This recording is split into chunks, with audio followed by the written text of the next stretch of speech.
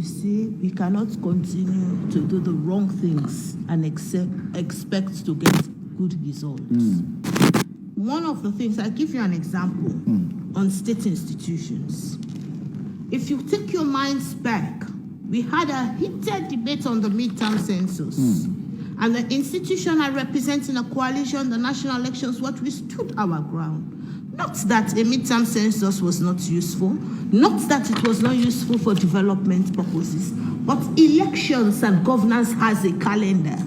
Anything falling short of that calendar would interfere with the space, and it would be a cutback on what we should have mobilized as progress.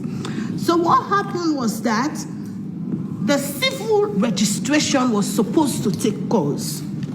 And we saw a number of problems ahead because these were issues we have highlighted in the 2018 elections reports. We saw how, for example, getting credible data and accounting for the identity of every eligible citizen was a challenge. And so we said, can the government and people of Sierra Leone invest into a civil registration process where we can get all eligible Sierra Leoneans 18 and above to be accounted for with their names, full details, and biometric features? That process was not something we could hold as credible. A number of people were left out, the process was slow, a number of things went wrong with the confirmation of the civil registration process. Fast forward, a year down the line, everybody is shouting, head of National Elections Watch, where are you? Problems are going on with the registration. No, but it went wrong long time ago in the past. We tried as best as possible. We intervened. We said, forget about midterm census. Concentrate on the civil data. Make sure we get it right. This is only when no eligible Sierra Leonean will be left behind. We are battered. Everything. Just think of what happened to us during that period, but we stood our ground. Today we are facing the consequence, and that is the consequences of bad governance. I've just given that one example for us to show a situation where what we should do now, we fail to do it, and then in the next couple of months we want things to be right. It cannot be right. The mistake has been done. So it's the same thing with our state institutions.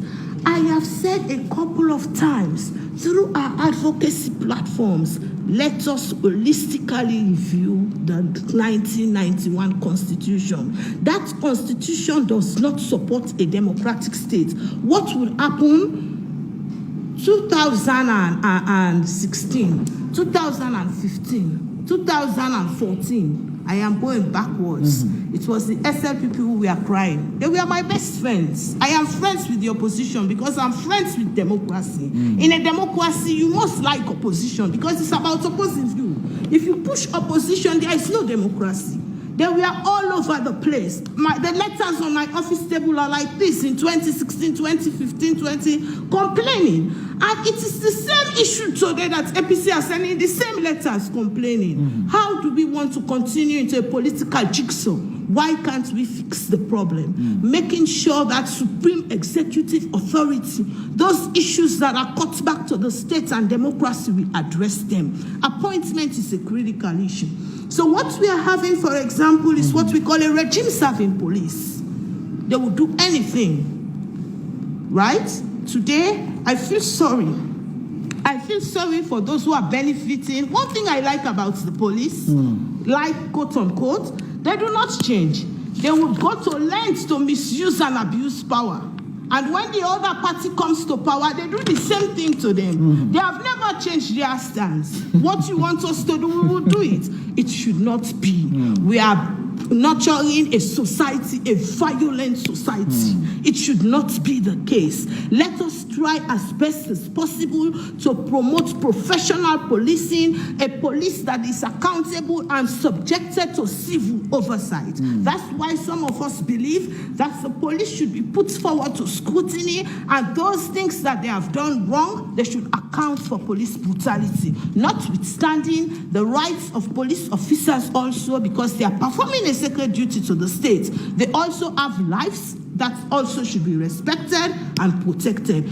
For me, those parameters, I believe in the principles of democracy. We should all disagree because we are not thinking the same. We are not the same, but those fundamental principles, whether you are Minister Soiree, whether you are head of IGL and Rula Valley, whether you are head of campaign for good governance, Marcella Samba, or whether you are Mr. Berete, formerly spokesperson in the former government, we should not go below those fundamental principles. Respect for the rights and views of individuals, freedom of association, the right to protest. Some of the things we do, we don't jump in the streets. My organization do not believe in protest. We do not do protest. We do voice. We believe in talking. That's why when we see the space for speaking out is shrinking, we feel very, very much aggrieved. We believe in letting citizens have a voice to dialogue with their leaders. We believe to create a space like this when we can speak the truth. That is another point. We need to institute patterns of honesty in the country. Insincerity is the bedrock of our politics. People are looking at you. They see this as black and they will tell you it is white right in your face. And they want to force you to believe it is white. It is wrong. All right. We are living in a society that is predominantly going to be violent. And when you suppress people, you suppress their views, they are going to find outlets to bring their views to the fore. I want to encourage us all. It sounds as if I'm preaching tonight. I want to encourage us all. Our society is our future. We cannot allow our society to be going down and we keep quiet. We think that it is right. It is not right. We will all be held accountable. Posterity will judge us one day. Okay.